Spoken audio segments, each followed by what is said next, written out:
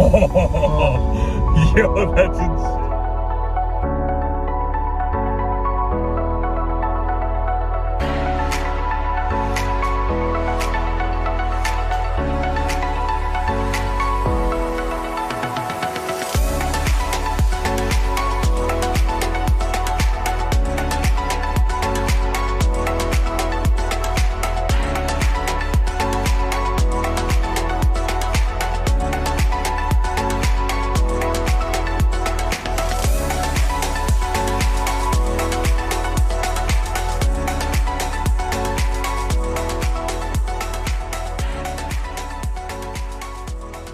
What is going on, guys? Welcome back to the channel. In today's video we have this beautiful Audi e-tron GT RS.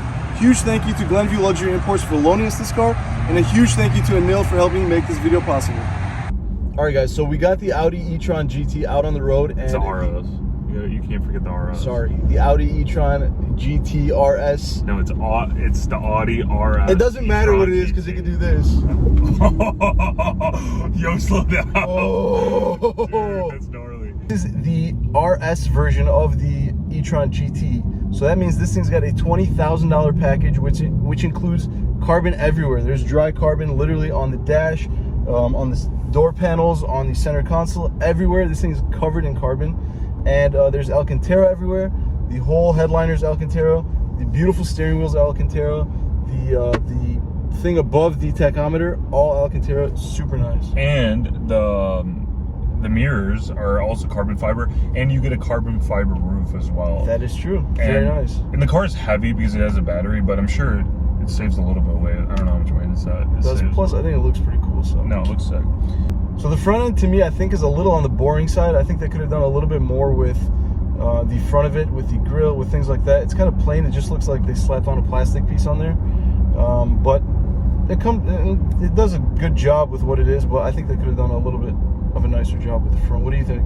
I like the front. I do believe it is kind of boring. However, the thing I don't like about this car is the lights in the front. Audi's kind of out there with all their lights. I don't like the lights in the front of the car. It just looks plain. It looks boring. Mm-hmm. The back is like a different story. The back is beautiful. It's big. It's bold. The lights. It has a light bar in the back. What do you think? It is beautiful. That's probably my favorite part about this car. It's got a massive rear end with a beautiful LED that goes across the whole thing, and it just looks like the headlights are like dripping off.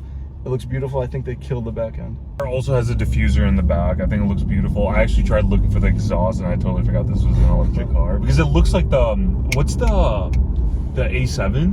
The A7. It's kind of a mimic of the A7. Yeah, I can see that. I can see that. But it's wider, and the tires are fat in the back, so it looks. No, this is a beautiful car. My turn driving this car. I love the Alcantara on the car. Yeah, it's nice. Beautiful. The heads-up display is unbelievable. The dash is unbelievable. The screen is huge. I wish we had more time to play around with it, but so far to the eye, it's amazing. It's like a typical Audi display, right? Like it is. I don't think it's much different from the previous models, but it gets the job done. I mean, it's nice. It works. It's Audi, so it works. No, I like it. The infotainment system is very good. It's very responsive. It has everything you need. It has navigation, phone, media, radio, and as like $160,000 car, it has all like the tech features that you would want. It has all your driving assist. One thing that I don't like about Audi, what is that? I wonder if like you noticed, is the plus and minus, the paddles. The paddles, they're plastic. This car's $160,000. That's true. There's a lot of plastic bits that I wasn't too thrilled about in this car for that price tag. But it is what it is. What can you do?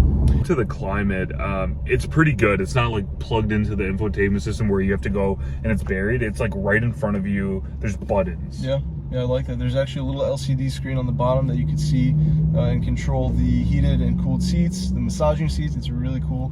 I think they did a good job with that. There's a lot of piano black here, and it's prone to like fingertips. Oh yeah. And that's like one thing I don't like about it. Yeah. But also like the seat, I think it's comfortable, but I think it's really sporty. So if you're like a bachelor, I feel like this car is amazing. If you have kids, probably wouldn't get this car. Definitely not. Especially after having kids, they'll absolutely destroy this car, so don't get it if you have kids. Yeah, I wouldn't get this car. One of my favorite little touches is these red seatbelts. I was not expecting that. We get in, pull it across our chest. I looked down, I was like, whoa, this thing is red. And as soon as you take off, the seatbelt kind of pulls you into place and tightens things up, which I think was a pretty cool touch. The one gripe I have with this car is normal cars, especially because I had a Volkswagen, remember the ID4 that I have?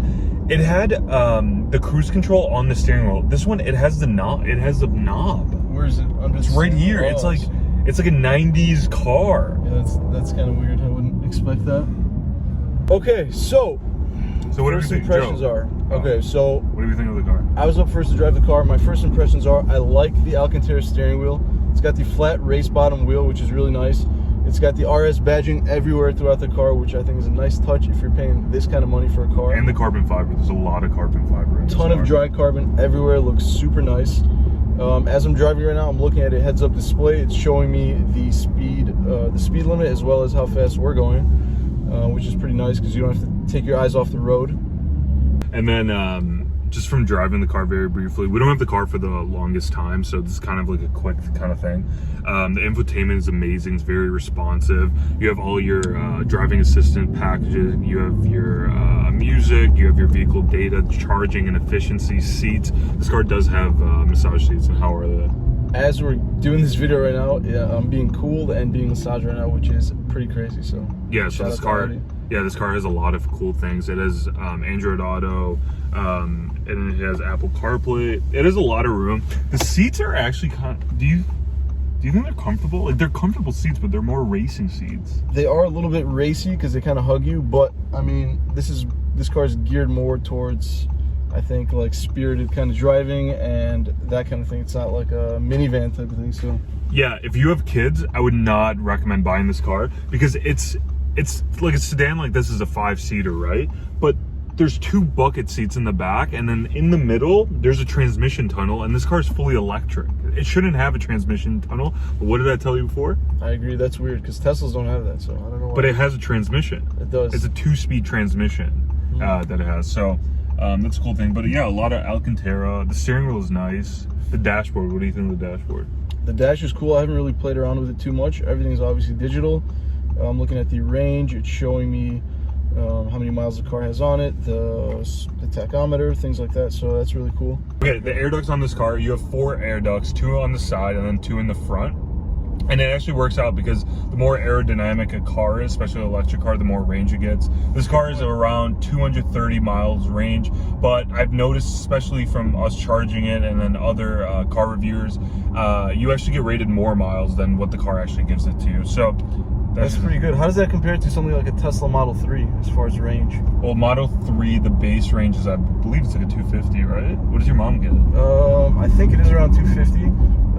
But the price point on the Tesla Model 3 is a fraction of the price of this car. So I would think this car would have at least double the range of a Tesla Model 3, but it's quick. That's like the cool thing about this car. But even your mom's Model 3, like, that was really good. Yeah, the Model 3 pulls. I'm telling you guys, if you guys haven't been in a Tesla, get in a Tesla. Glenview Luxury Imports has plenty of Teslas for sale, so make sure you guys check out their website. Especially a Plaid. It has a Plaid one. They have a Plaid, guys. And I promise you guys we're getting a Plaid. They have a Plaid. Glenview Luxury Imports is going to make it happen, so let's go. All right, so as we're approaching the end of the video, this car as spec is about $160,000. Ed, my question to you is, if you had 160 grand laying around, would you buy this car as spec? What do you think? It's a good question. You know, okay, this car is amazing. I love it. It's fantastic. It has all the options. But would I actually get this car? I don't think so. I think practicality, it's not the best unless I was like a bachelor. There's not a lot of room in the back. The seats are kind of uncomfortable. I think overall, no, I wouldn't buy this car. How about you? For me, it's kind of the opposite. I absolutely would buy this car. Even though it's got a $160,000 price tag, I think it is justifiable with the Plaid being around the same price, maybe a little bit cheaper. But this is an Audi. The finish and the material in here is absolutely beautiful. You get all the Alcantara you want, the carbon fiber. What else could you want in a car like this? I would absolutely buy this car for 160 grand. What would you guys do? Let us know in the comment section down below.